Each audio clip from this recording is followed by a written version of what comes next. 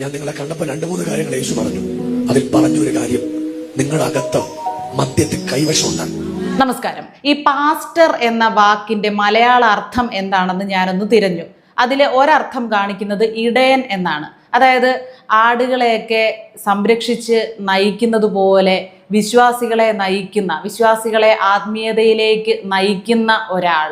ഉപദേശി, സഭാപരിപാലകൻ, വൈദികൻ തുടങ്ങിയ അർത്ഥങ്ങളൊക്കെ ഉണ്ട്. പിന്നെ വേദപുസ്തകം പഠിപ്പിച്ചു കൊടുക്കുന്നവൻ, അത് മുഴുവൻ അറിയാവുന്നവൻ എന്നൊക്കെ പാസ്റ്റർ എന്നുള്ള വാക്കിന് നിരവധി മലയാള അർത്ഥങ്ങൾ ഡിക്ഷണറിയിലുണ്ട്. ഈ അർത്ഥത്തിനൊന്നും അർഹതയില്ലാത്ത ചില അവന്മാർ പാസ്റ്റർ എന്നുള്ള പേരിട്ടുകൊണ്ട് സമൂഹത്തിൽ അങ്ങിങ്ങായിട്ട് ജീവിച്ചു പോകുന്നുണ്ട്. നാട്ടുകാരെ കൊണ്ട് ജീവിച്ചു പോകുന്നുണ്ട്. അവരെക്കുറിച്ച് പല സമയത്തായിട്ട് പല വീഡിയോകളും ഞാൻ ചെയ്തിട്ടുണ്ട്. നാട്ടുകാരുടെ കണ്ണിൽ പൊടിയിട്ട് അവരുടെ കയ്യിൽ നിന്നും പൈസ വാങ്ങുക, വെറുതെ അബദ്ധ ധാരണകളൊക്കെ അവരിൽ അടിച്ചേൽപ്പിക്കുക, ആളുകളെയൊക്കെ വിട്ട് ഇവരുടെ ചരിത്രം അന്വേഷിച്ചിട്ട് പിന്നീട് ഒന്നും അറിയാത്തതുപോലെ വന്നു നിന്ന് ഇവരുടെ വീട്ടിലെ കഥകളൊക്കെ പറയുക. അപ്പോൾ ഇവർ വിചാരിക്കും, വാ വിളിച്ചു, അയ്യോ എൻ്റെ ജാതകം വരെ കൃത്യമായിട്ട് പാസ്റ്റർ പറയുന്നു, വലിയ പുള്ളി തന്നെ എന്നൊക്കെ ഇവരങ്ങ് വിചാരിക്കും അന്തം വിട്ട്. പക്ഷെ ഇവൻ നേരത്തെ കാലത്തെ കൂട്ടി എല്ലാ വിവരങ്ങളും ചിങ്കിടികളെ വിട്ട് അന്വേഷിച്ചിട്ടാണ് ഈ വന്ന് നിന്ന് പറയുന്നത്. എന്നിട്ട് കയ്യിലുള്ളതെല്ലാം സ്വർണം ഉണ്ടെങ്കിൽ സ്വർണം, പൈസ ഉണ്ടെങ്കിൽ പൈസ, വീടിൻ്റെ ആധാരമെങ്കിൽ അത് ഇവൻ്റെ കാൽ കീഴിൽ അങ്ങ് വെച്ചിട്ട് വിശ്വാസികളെന്ന് പറയുന്ന പാവങ്ങളങ്ങ് പോകും. ഇവന്മാര് ഇവരെ ഇങ്ങനെ ചൂഷണം ചെയ്ത് ഇവരെങ്ങനെ വികസിച്ചുകൊണ്ടേയിരിക്കും. ജോലിയും കൂലിയും ഇല്ലാതെ തേരാപ്പാര നടന്നവനൊക്കെ പിന്നെ കോടികളിട്ടാണ് അമ്മാനം ആടുന്നത്. കോടികളുടെ വണ്ടി, വീട്, സൗകര്യങ്ങൾ ഇതൊക്കെ എങ്ങനെ ഉണ്ടായി? ഈ വിശ്വാസം പ്രസംഗിച്ച് നടക്കുന്നവൻ ഇത്രയും സാമ്പത്തികം എങ്ങനെ കുമിഞ്ഞുകൂടി എന്ന് ചിന്തിക്കാനുള്ള ഒരു തലയ്ക്കകത്ത് ഈ വിശ്വാസികൾക്കും ഇല്ല. ഇന്നലെ തന്നെ ഞാൻ വേറൊരു വീഡിയോ കണ്ടു. ഒരു ഒഫീഷ്യൽ ചാനലിലാണ് ഈ വീഡിയോ അപ്ലോഡ് ചെയ്തിരിക്കുന്നത് കേട്ടോ. അതുകൊണ്ട് അത് AI വീഡിയോ അല്ല എന്ന് ഉറപ്പാണ്. ഒരാളുടെ അടുത്ത്, ഒരു ഫാമിലിയുടെ അടുത്ത് ഒരു പാസ്റ്റർ സംസാരിക്കുക. അയാളുടെ പേര് ബിനു എന്നോ മറ്റോ ആണ്. സംസാരിച്ച് തൊണ്ടയെല്ലാം പോയി. പക്ഷെ ഒരു വിധത്തിലൊക്കെ സംസാരിച്ച് ഒപ്പിക്കുന്നുണ്ട്. ഈ പരദൂഷണോ അസൂയ ഇതൊന്നും പറയാൻ പാസ്റ്ററുടെ തൊണ്ടയ്ക്ക് യാതൊരു പ്രശ്നവും ഇല്ല. പറഞ്ഞു കൊടുക്കുന്നത് എന്താണെന്നറിയാവോ? ആരാണ്ട് നിങ്ങൾക്കൊരു ചെയ്വന ചെയ്ത് വെച്ചിട്ടുണ്ട്, ഒരു തകിട്. അത് ആരുടെ രൂപമുള്ള തകിടാ? ഭദ്രകാളിയുടെ രൂപമുള്ള തകിട് നിങ്ങളുടെ വീട്ടിൻ്റെ പടിക്ക കൊണ്ടുവച്ചിട്ടുണ്ട്, പലയിടത്തായിട്ട് സ്ഥാപിച്ചിട്ടുണ്ട്. അതെവിടൊക്കെയാണ് വെച്ചിരിക്കുന്നതെന്നും അത് ആരാണ് കൊണ്ടുവച്ചതെന്നും ഒക്കെ എനിക്കറിയാം. എൻ്റെ ദിവ്യ ദൃഷ്ടിയിൽ അതൊക്കെ തെളിഞ്ഞിട്ടുണ്ട്. അതൊക്കെ പറഞ്ഞു കൊടുക്കും. പക്ഷെ ഓരോ പ്രാവശ്യം പറയുന്നതിനും കൊടുത്തോണ്ടേ ഇരുന്നാൽ ചിലപ്പോൾ പറഞ്ഞുകൊണ്ടേയിരിക്കും. ഭദ്രകാളിയുടെ രൂപം ഇല്ലയോ? ആ രൂപം എന്തിനാ കൊണ്ട് വെച്ചെന്നറിയോ?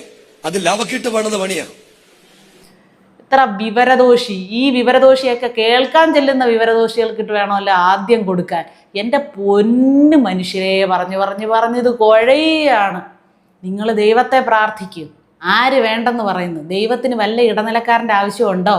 ദൈവത്തിന് പ്രത്യേക ഭാഷയുടെ ആവശ്യമുണ്ടോ? സംസാരിക്കാൻ കഴിവില്ലാത്തവർ ദൈവത്തെ പ്രാർത്ഥിക്കുന്നില്ലേ? മനസ്സിന് സുഖമില്ലാത്തവർ ദൈവത്തെ പ്രാർത്ഥിക്കുന്നില്ലേ? എല്ലാവരെയും പടച്ചു വിട്ടത് ദൈവമല്ലേ? അപ്പോൾ നമ്മൾ മനസ്സുരുകി ഒന്ന് ഓർത്താൽ മതി, നല്ലപോലെ ജീവിച്ചാൽ മതി, ആരെയും ദ്രോഹിക്കാതെ ജീവിച്ചാൽ മതി. ദൈവത്തിന് കാശ് കെട്ടിൻ്റെ ഒന്നും ആവശ്യമില്ല. ഇങ്ങനെ കൊണ്ടിട്ട് കൊടുക്കരുതെന്ന് പറഞ്ഞ് നമ്മൾ മടുക്കുന്നതല്ലാതെ ഇവരിതൊക്കെ ആവർത്തിച്ചുകൊണ്ടേയിരിക്കുകയാണ്. അയാൾ പറയാണ് ഭദ്രകാളിയുടെ രൂപം. ഈ ഭദ്രകാളി ആരാണെന്ന് ഇവൻ അറിയാവോ എന്നറിയില്ല. അത് ഹൈന്ദവ വിശ്വാസ പ്രകാരം വിശ്വാസികൾക്ക് അതൊരു ദൈവമാണ്, ഒരു ദേവിയാണ്, ഒരു ദേവീഭാവമാണ് ഭദ്രകാളി എന്ന് പറയുന്നത്. വിശ്വാസികൾ, ഹിന്ദുക്കൾ ഇവനെ വെറുതെ വിടുവോ?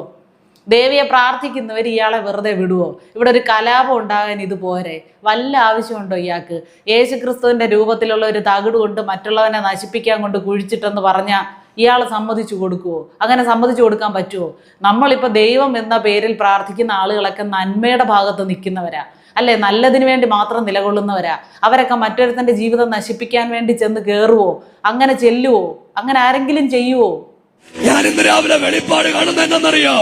ഈ വീട്ടിൽ കൊണ്ടുവച്ച സകല രൂപങ്ങളോ അങ്ങനെ ആരെങ്കിലും ചെയ്യാൻ ശ്രമിച്ചാൽ അതിന് വല്ല ഫലവും ഉണ്ടാകുമോ?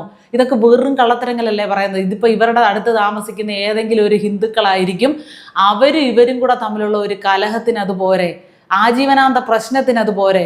ആരാത് ഇവിടെ ഇട്ടെന്നറിയാം. ഭദ്രകാളി എന്ന് പറയുമ്പോൾ തന്നെ അറിയാം ഏതെങ്കിലും ഹിന്ദുക്കളായിരിക്കും കൊണ്ട് ഇട്ടതെന്ന് ഇവരങ്ങ് ഊഹിക്കും. പിന്നെ അയലോക്കത്ത് കിടക്കുന്ന ഹിന്ദുക്കൾക്കൊന്നും ജീവിക്കണ്ട. അവിടെ നിരന്തരം പിന്നെ ഒരു കലാപമായിരിക്കും, പ്രശ്നമായിരിക്കും. ഇയാളെ ഇതിനൊക്കെ പിടിച്ച് അകത്തിടുക വേണ്ടത്, കേസെടുക്കുക വേണ്ടത്. വർഗീയ കലാപത്തിന് ആഹ്വാനം ചെയ്തു എന്നും പറഞ്ഞ് കേസെടുക്കുക വേണ്ടത്. ഒന്നാമത്തെ വിവരദോഷിയാണ്. വിവരമില്ലെന്ന് അവൻ്റെ സംസാരം കേട്ടാൽ അറിയാം. തകിട് കൊണ്ട് സ്ഥാപിച്ചിരിക്കുന്നത്. ഒന്നാമത്തെ കാര്യം, ഈ ക്രിസ്തീയ ഈ വിശ്വാസത്തിലൊന്നും, ഈ ക്രിസ്തുമത വിശ്വാസത്തിലൊന്നും ഇങ്ങനെ ഒരു കൂടോത്രം, അത് ചെയ്വന, മൊട്ട, തകിട് ഇതൊന്നും പറയുന്നില്ല. ഇതിലൊന്നും വിശ്വാസമില്ല, അതിനെക്കുറിച്ചൊന്നും സംസാരിക്കുകയില്ല. പക്ഷേ ഇവന്മാരെല്ലാം വയറ്റിപ്പിഴപ്പിന് വേണ്ടിയിട്ട് എന്ത് പറഞ്ഞാലാണ് ആളുകൾ വീഴുന്നത് വരുമ്പോഴേ അറിയാം. അരപ്പരുവത്തിലുള്ള ആളുകളാണെന്ന് ഇവരെ കാണുമ്പോഴേ അറിയാൻ പറ്റും. എല്ലാ സുഖ സൗകര്യങ്ങളിലും സമാധാനത്തിലും ജീവിക്കുന്നവരൊന്നും പാസ്റ്റർമാരുടെ കീഴിലോട്ട് പോകേണ്ട കാര്യമില്ലല്ലോ. എന്തെങ്കിലുമൊക്കെ പ്രാരാബ്ദമുള്ളവരായിരിക്കും പാവങ്ങൾ ഇത്തിരി സമാധാനത്തിന് വേണ്ടി ഇവരുടെയൊക്കെ കീഴിലോട്ട് ചെല്ലുമ്പോൾ ഉള്ളതും ഇല്ലാത്തതും കൂടെ എല്ലാം പറഞ്ഞു കൊടുത്ത് മനസമാധാനക്കേട് ഇരട്ടിയാക്കി പറഞ്ഞു വിടും. പിന്നെ ആ മനസമാധാനക്കേട് തീർക്കാൻ ആരെ കൊണ്ടേ പറ്റുള്ളൂ? ഈ പാസ്റ്ററെ കൊണ്ടേ പറ്റുള്ളൂ. ഇവൻ കൈവച്ച് പ്രാർത്ഥിച്ചാലേ പിന്നെ അവിടുന്ന് തകിടൊക്കെ അപ്രത്യക്ഷമാവുള്ളൂ. എവിടൊക്കെയാ സ്ഥാപിച്ചേക്കുന്ന ഇവനല്ലേ അറിയുള്ളൂ, ഇവനല്ലേ ദിവ്യദൃഷ്ടിയുള്ളത്. ഞാനിന്ന് പറയുക, ആ വീട്ടിൽ നിന്ന് മുഴുവൻ കെട്ടും പൊട്ടിപ്പോവും. എനിക്കിത് ചെയ്യുന്ന ആരാന്നൊക്കെ അറിയാം, കൊണ്ടുവെക്കുന്ന ആളിനെ എനിക്കറിയാം. ദയവ് ചെയ്ത് എൻ്റെ പൊന്നു മനുഷ്യരെ, കുറേ എണ്ണങ്ങൾ ഭസ്മവും വാരി പൂച്ചി കുറേ രുദ്രാക്ഷം ഇട്ടുകൊണ്ട് ആളുകളെ പറ്റിക്കാൻ വേണ്ടി ഇരിക്കുന്നുണ്ട്. ഇങ്ങനെ കയ്യിൽ കൈ തലയെ വെച്ച് പ്രാർത്ഥിക്കാൻ വേണ്ടി നടക്കുന്ന കുറേ പാസ്റ്റർമാരുണ്ട്. അവന്മാരും ചൂഷണം ചെയ്യുകയാണ്. മുസ്ലിങ്ങളിലും ഉണ്ട് കുറേ എണ്ണങ്ങൾ കണ്ണു എഴുതി കുറേ കയ്യിൽ ഇതും പിടിച്ചുകൊണ്ട് ആളുകളുടെ നേരെ ഭസ്മം ഊതി എന്തോ ഓതി വെള്ളമൊക്കെ ഓതി കൊടുത്തൊക്കെ അസുഖം മാറ്റാമെന്ന് പറഞ്ഞിരിക്കുന്ന ഐറ്റങ്ങളും ഒക്കെ ഉണ്ട്. എല്ലാവരുടെ കൂട്ടത്തിലും ഇങ്ങനെയുള്ള സാധനങ്ങളുണ്ട്. അവരുടെ ആരുടെ എടുത്തുകൊണ്ട് തല വയ്ക്കാതിരിക്കുക. ഒരത്ഭുതവും നമ്മുടെ ഒന്നും ജീവിതത്തിൽ സംഭവിക്കാൻ പോകുന്നില്ല. നമ്മൾ വിചാരിക്കാത്തിടത്തോളം കാലം ഒരു പണിയും ചെയ്യാതെ വീട്ടിൽ കുത്തിയിരിക്കുന്ന ഏവനെങ്കിലും ഒരു ലോട്ടറി അടിച്ചതായിട്ടെങ്കിലും നിങ്ങൾ കേട്ടിട്ടുണ്ടോ? ഒരുത്തനും അടിക്കത്തില്ല. അധ്വാനിക്കുന്നവന്, അർഹതപ്പെട്ടിട്ടുള്ളവന് മാത്രമേ ഒരു ലോട്ടറി പോലും അടിച്ചിട്ടുള്ളൂ. അല്ലാതെ കുഴിമടിയന്മാരായിട്ടിരുന്നിട്ട് അയലോക്കക്കാരോടുള്ള പകയെല്ലാം വെച്ചുകൊണ്ടിരുന്നിട്ട് അവരെ നശിപ്പിക്കാൻ വേണ്ടി, അല്ലെങ്കിൽ അവരെനിക്കെന്തോ ചെയ്തിട്ടാണ് എൻ്റെ ജീവിതത്തിൽ രക്ഷ ഞാൻ പെടാത്തത്. നമ്മൾ ചെയ്യാനുള്ളത് ചെയ്യാത്തതുകൊണ്ടാണ് നമ്മൾ ജീവിതത്തിൽ രക്ഷപ്പെടാത്തത്. നമ്മൾ പഠിച്ചാലേ നമുക്ക് പരീക്ഷയ്ക്ക് മാർക്ക് വാങ്ങാൻ പറ്റുള്ളൂ. പഠിക്കാതെ എന്ന് പരീക്ഷ എഴുതിയിട്ട് ഞാൻ തോക്കാൻ കാരണം അയലോക്കക്കാരനാന്ന് പറഞ്ഞിട്ട് വല്ല കാര്യമുണ്ടോ? അയലോക്കക്കാരൻ്റെ ദൈവം കാരണമാണ് ഞാൻ തോറ്റത്. അപ്പോൾ എൻ്റെ ദൈവത്തെ കൊണ്ട് അയലോക്കക്കാരൻ്റെ ദൈവത്തിനോട് പ്രതികാരം ചെയ്യിക്കണം. എന്തൊരു നോൺസെൻസ് ആണ്. ഇതിനൊന്നും കൂട്ടു നിൽക്കാതിരിക്കുക, ഇതിലൊന്നും ചെന്ന് ചാടാതിരിക്കുക. ഇതൊരു വലിയ കുഴിയാണ്, ട്രാപ്പാണ്. ഇതിനകത്ത് പെട്ടുപോയി കഴിഞ്ഞാൽ കരകയറാൻ പറ്റത്തില്ല. അവന്മാർ ബ്രെയിൻ വാഷ് ചെയ്തെടുക്കും. തലച്ചോറ് നല്ല സർഫെക്സൽ ഇട്ട് കഴുകിയെടുക്കാൻ ഇവന്മാരൊക്കെ വിദഗ്ധരാണ്. നമ്മളെ പറഞ്ഞു മയക്കും. നമുക്ക് പ്രശ്നങ്ങളില്ലെങ്കിൽ ഒരുപാട് പ്രശ്നങ്ങൾ ഉണ്ടാക്കും ഇവരുടെ ജീവിതത്തിൽ. നമ്മുടെ മനസമാധാനം ഇല്ലാതാകും. ആരും പോകരുത്. ദൈവത്തോട് നിങ്ങൾ വീട്ടിലിരുന്ന് നേരിട്ട് പ്രാർത്ഥിക്കുക. നിങ്ങൾ എവിടെയാണോ ഇരിക്കുന്നത് അവിടെ ഇരുന്ന് പ്രാർത്ഥിക്കുക. പ്രാർത്ഥിച്ചാൽ കേൾക്കാനുള്ള ദൂരത്തൊക്കെയാണ് ദൈവമുള്ളത്. ദൈവത്തിന് നമ്മുടെ ഭാഷയുടെ ആവശ്യമില്ല. എല്ലാം അറിയുന്നവനാണ് ദൈവം. നമ്മളെ സംരക്ഷിക്കാനും നമ്മളെ പടച്ചിങ്ങോട്ട് വിടാൻ അറിയാമല്ലോ. അപ്പോൾ നമ്മളെ സംരക്ഷിക്കാനും കാര്യങ്ങളൊക്കെ നേരെ ചൊവ്വേ നടത്താനും ഒക്കെ നമ്മൾ വിശ്വസിക്കുന്ന ദൈവത്തിന്, അല്ലെങ്കിൽ ഈ പ്രകൃതിയുടെ ശക്തിക്ക് സാധിക്കും എന്നുള്ള ഒരു ഉറച്ച വിശ്വാസം നമുക്ക് വേണം. അതുപോലെ തന്നെ ഇവന്മാരെ പോലെയുള്ള ഫ്രോഡുകളെ പിടിച്ച് അകത്തിടാൻ എന്തെങ്കിലും ഒരു നിയമം ഇവിടെ കൊണ്ടുവന്നാൽ വളരെ സമാധാനമായിരുന്നു.